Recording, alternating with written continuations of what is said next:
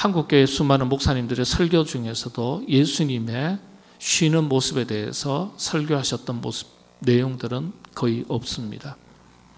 주석에 대해서도 많은 주석을 살펴봐도 예수님께서 어떻게 인간 예수로서 어떻게 쉬셨는지에 대해서 하나님의 말씀을 기초로 자세하게 주석되어 있는 부분들은 거의 없습니다.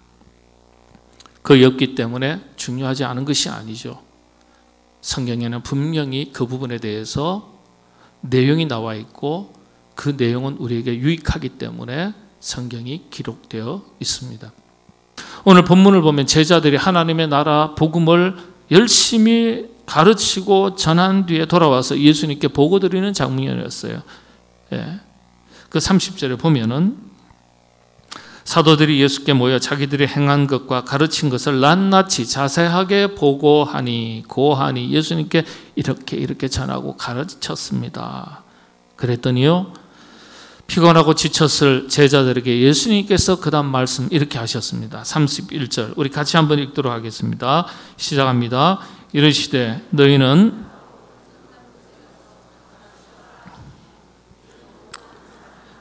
음식 먹을 겨를도 없음이라.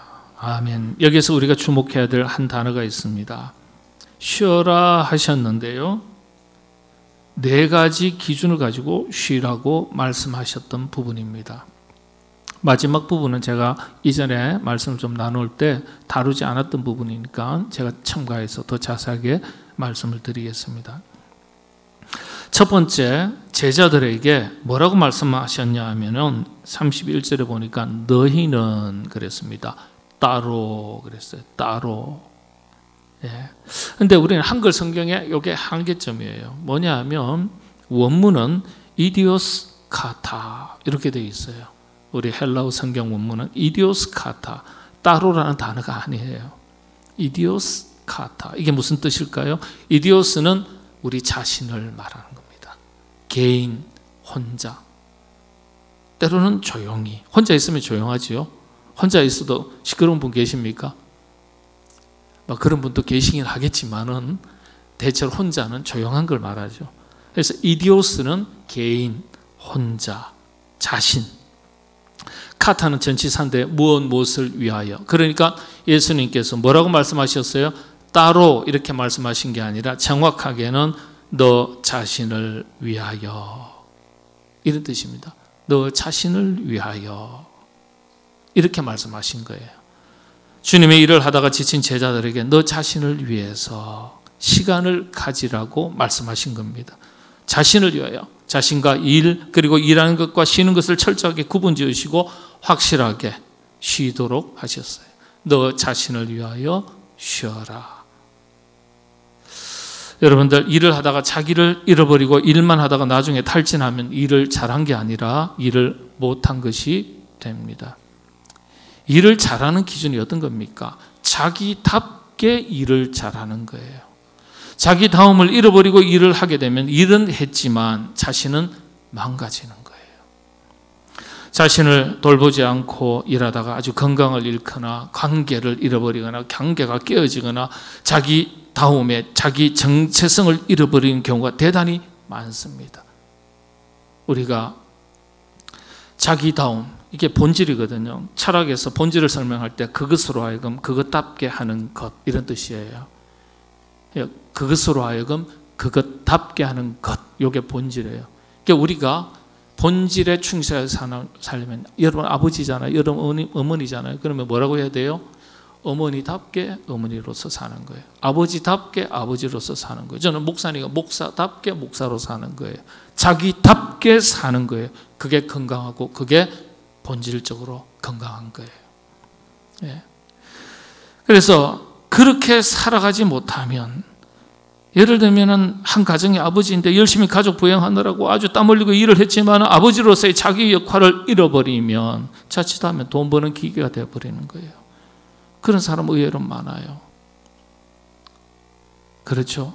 가족 부양하고 자식 부양하느라고 가르치느라고 열심히 땀 흘렸지만은 그런데 아버지다움이 없는 거예요.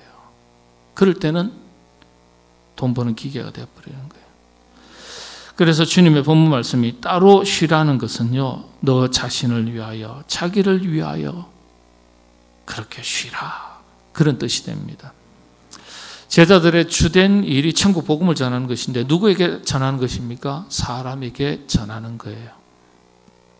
사람이에요. 그런데 여러분, 사람들 틈바구니 속에서 수많은 사람들을 찾아다니면서 사람 만나는 일을 하고 돌아왔습니다. 참 피곤한 일이에요. 여러분, 세상에 수많은 일들이 있고 직업이 있지만 제일 힘든 일이 어떤 일입니까? 사람 상대하는 일입니다. 직업도 그래요. 사람이 10명이면요 10사람 다 내 생각하고 틀려요. 생각하는 게 달라요. 삶의 기준도 다르고요, 가치관, 인생관, 세계관, 심지어는 신앙관도 다 달라요. 10사람만입니까? 100명, 200명? 아니요. 가족들도요, 남편 생각 다르고 아내 생각 다르고요, 부모 생각 다르고 자식 생각 다르고요, 다 달라요. 나 아닌 타자와 타인과 관계 맺고 사는 것 자체가 참 어려운 일이에요. 여러분, 자식을 다 키우지만은 자식이 뜻대로 되는 겁니까? 부부지간에 살지만은 남편이 내 생각대로 움직입니까? 아내가 내 생각대로 움직입니까? 우리가 영적인 신앙의 가족 공동체로서 한 울타리에 살지만은, 함께 복음의 사명을 감당하면서 교회를 섬기지만은, 여러분들 다 마음과 뜻이 일치합니까? 사람 상대하는 게 제일 어려워요. 기계야 만지고 다루는데도 돌아가지만은요, 내 생각, 내 마음대로 안 되는 게 사람 아니겠어요? 그런 일을 하고 돌아온 사람이 제자들인 거예요. 제자들의 자화상은 우리의 자화상입니다. 세상살이에요. 그렇게 피곤하게 돌아온 제자들에게 예수님께서 한 말씀 하시는데 참 멋진 말씀이죠. 고생했다. 네 몸부터 챙겨라. 자기 자신을 챙겨라. 쉬어라. 아주 인간적인 다정한 모습을 찾아볼 수 있습니다. 여러분, 우리가 이웃을 사랑하는 일에 있어서 자기를 사랑하고 자기를 아끼고 자기를 잘 관리할 줄 아는 것에서부터 이웃을 사랑하고요, 결국 이웃을 사랑하는 것이 확장되면 복음을 전하는 것 아니겠어요? 그런 일에도 힘을 쏟을 수가 있습니다. 우리 자신을 잘 돌볼 수 있어야 돼요.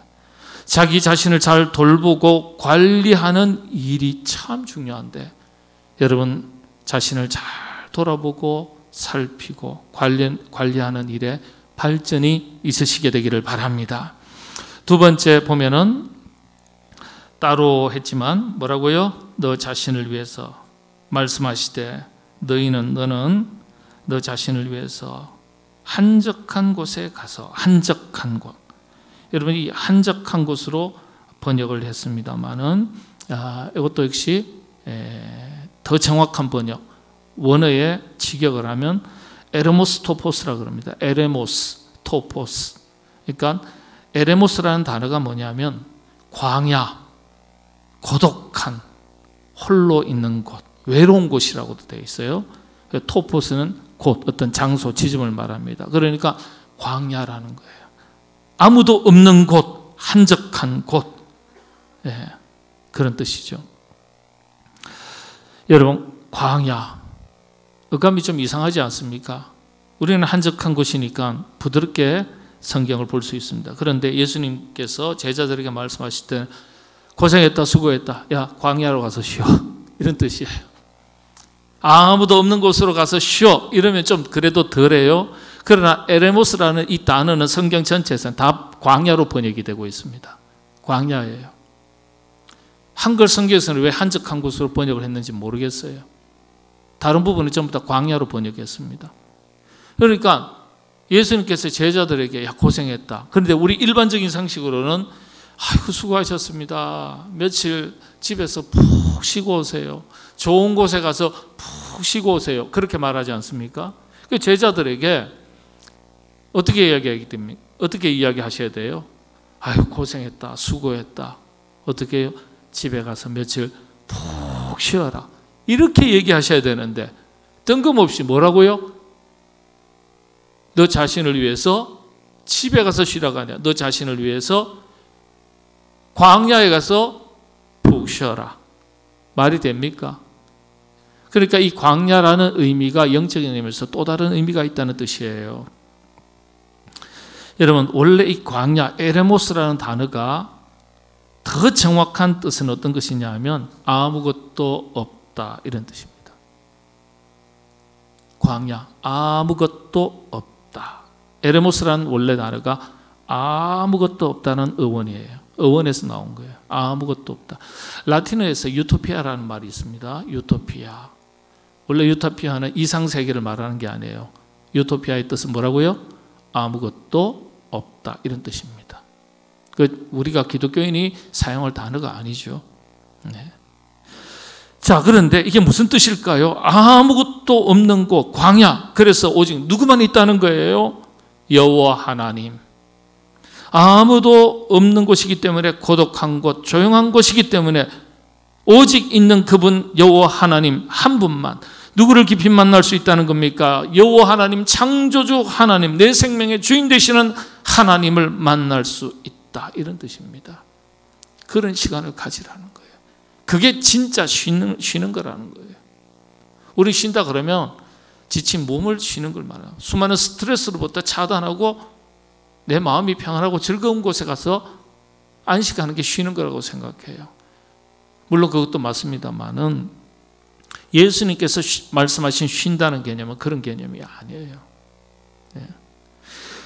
하나님을 깊이 만날 때, 내 영혼의 아버지 하나님을 만날 때 진짜 우리 안에 몸과 마음과 영의 쉼이, 평안함이 임한다는 거예요. 내가 너희 안에, 너희가 내 안에, 내 안에 거하라. 나도 너희 안에 거하겠다. 내 아버지 집에 쉴 곳이 많다.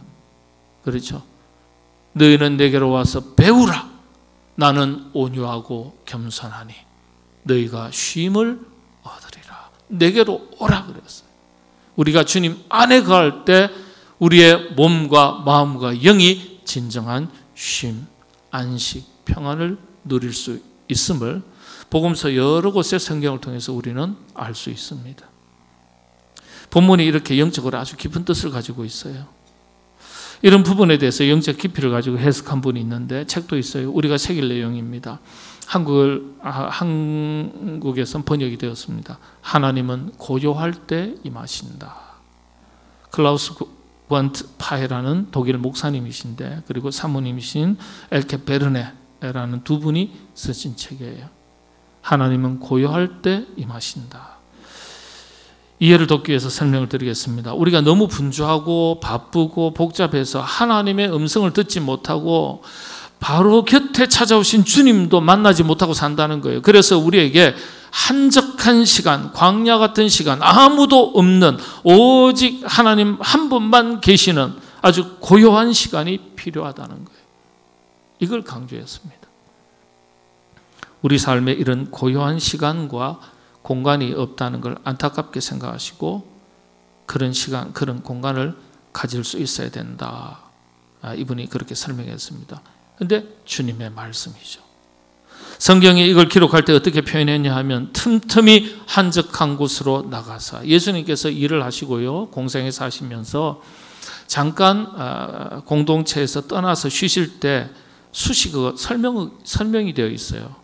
이게 복음서에 반복적으로 기록된 말씀이에요. 예수님 쉬실 때 틈틈이 한적한 곳으로 나가서, 이렇게 기록되어 있습니다. 여러분, 성경을 읽을 때 이렇게 반복되는 내용을 아주 주의 깊게 읽으셔야 돼요. 의미가 있다는 뜻입니다.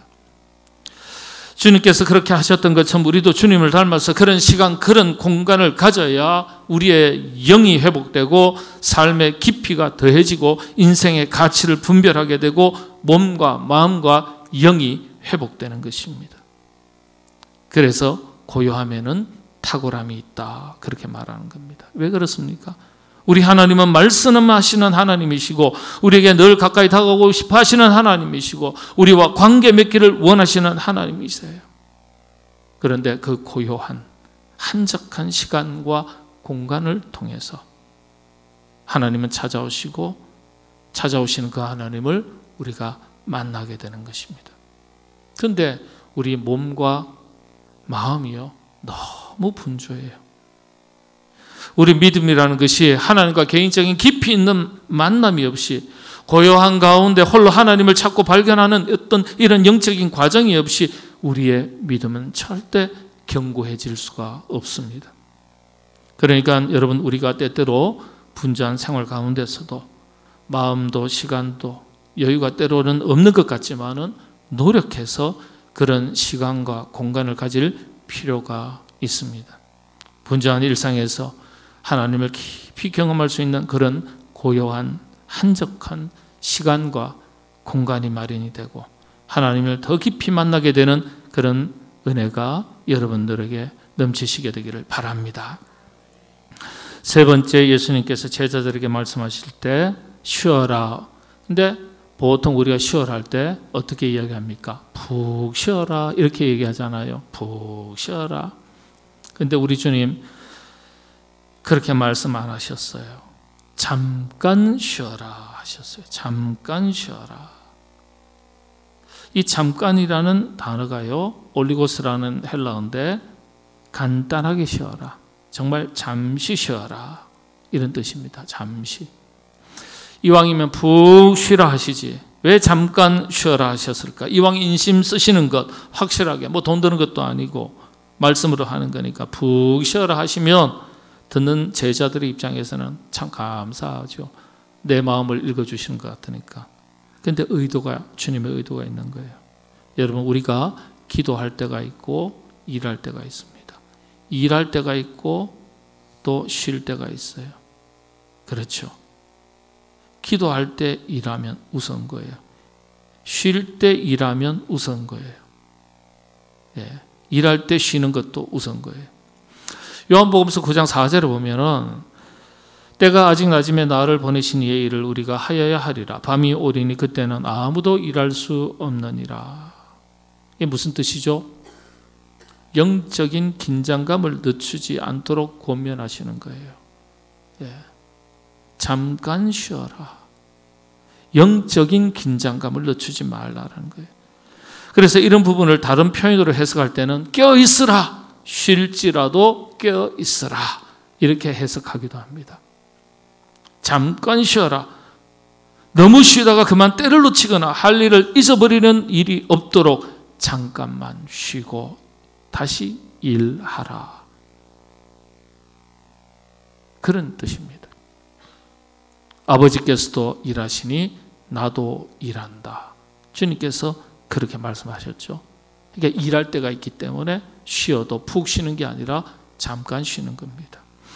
여러분, 우리가 잘 쉬는 것도 중요하지만 열심히 일하고 쉬어야 그게 게으름이 되지 않는 거예요. 열심히 일하지도 않고 쉴 줄만 알면 그건 영적인 게으름이고 어리석음입니다. 우리 스스로 돌아볼 수 있기를 바랍니다.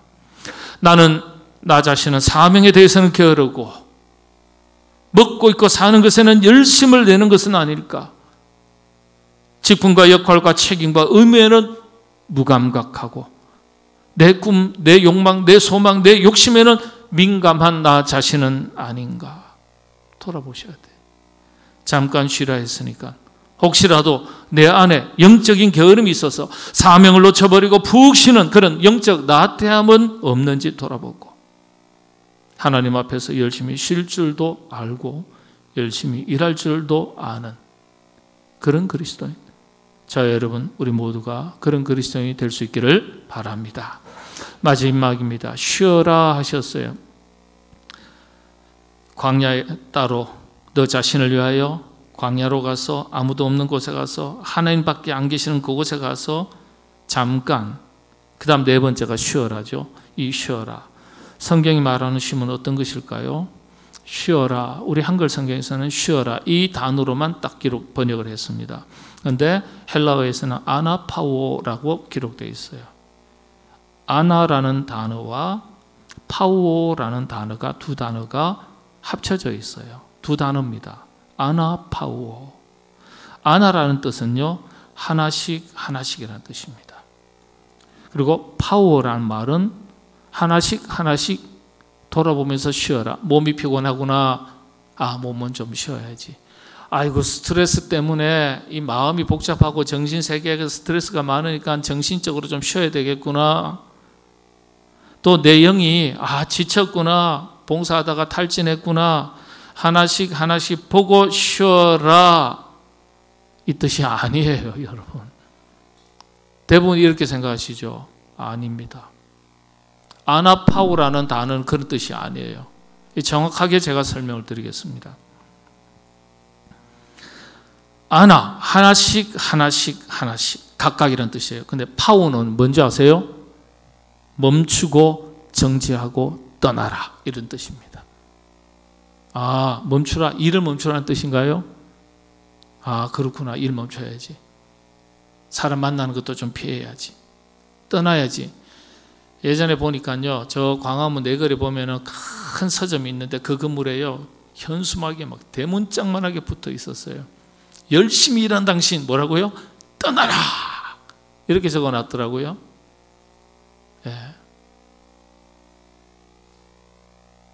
뭘 멈추고 떠나라? 어떤 뜻일까요?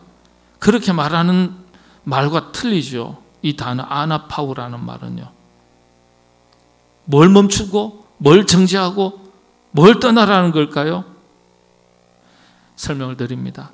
하나씩 자기 몸을 돌아보고, 자기 정신세계를 돌아보고, 자기 주변을 돌아보고, 자기의 믿음의 생활, 믿음의 자리, 믿음 영성세계를 돌아보고, 자기를 지치게 하고 병들게 하고 나태하게 하고 하나님으로부터 멀어지게 하는 것들을 돌아보고 하나씩 멈추고 하나씩 그 자리를 떠나라는 뜻입니다.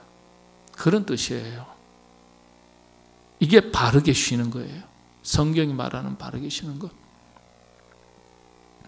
하나님으로부터 멀어지게 하는 것들에 대해서 하나씩 멈추라, 정지하라, 그리고 그 자리를 떠나라는 거예요. 열심히 일한 당신 그 일터를 떠나라는 말이 아니에요, 여러분. 그게 우리는 세상적인 기준에서 쉬는 거라고 얘기하지만은 영적인 기준에서는 그게 쉬는 게 아니에요. 어거스틴의 고백록, 참회록, 이렇게 두꺼운 책이에요. 한번 읽어보셔야 돼요. 번역이 다 되어 있으니까. 그 첫 부분에 유명한 말이 있습니다. 오 주님, 주님께서는 당신을 위해 우리를 지으셨으니 저희 마음은 당신 안에서 쉼을 얻기까지 쉼이 결코 없사옵나이다. 쉼은 구원과 같은 말이죠. 우리가 하나님 안에 거할 때, 본래의 자리로 돌아갈 때 비로소 얻고 누리게 되는 상태, 곧 평화와 조화와 안식, 평강의 상태를 말합니다. 영적으로 진정한 거듭남이 없고 하나님 품 안에 거하지 않으면 우리 인간은 절대 참된 안식과 평안을, 쉼을 누릴 수가 없습니다. 그래서 주님께서 뭐라고 말씀하셨습니까? 마지막으로 읽고 말씀을 마치겠습니다. 마태복음 11장 28절이죠. 시작합니다. 수고하고 무거운 짐진 자들아, 다 내게로 오라. 내가 너희를 쉬게 하리라. 다 내게로 오라. 내게로 오라. 산으로 들로 강으로 멀리 가는 것이 아니라 주님 품 안으로 돌아오라. 그리하면 내 영혼이 쉼을 얻으리라. 우리가 참된 안식과 평화를 누리는 영적인 법칙은 쉼을 주시는 주님 품 안에 거하는 것입니다. 주님께 더욱더 가까이 나아가는 것이 그래서 우리들에게 필요합니다. 사람은 몸이 지치는 것보다 마음과 영혼이 지쳐있기 때문에 힘을 잃는 것입니다. 주님께서 가르쳐 주시는 쉼을 누리는 영적인 법칙을 잘 지키셔서 쉼을 누리고 새 힘을 얻어서 여러분 자신의 삶을 힘있게 살아나가는 저와 여러분, 우리 모두가 될 수 있도록 하나님께서 은혜 주시기를 주님의 이름으로 축복합니다.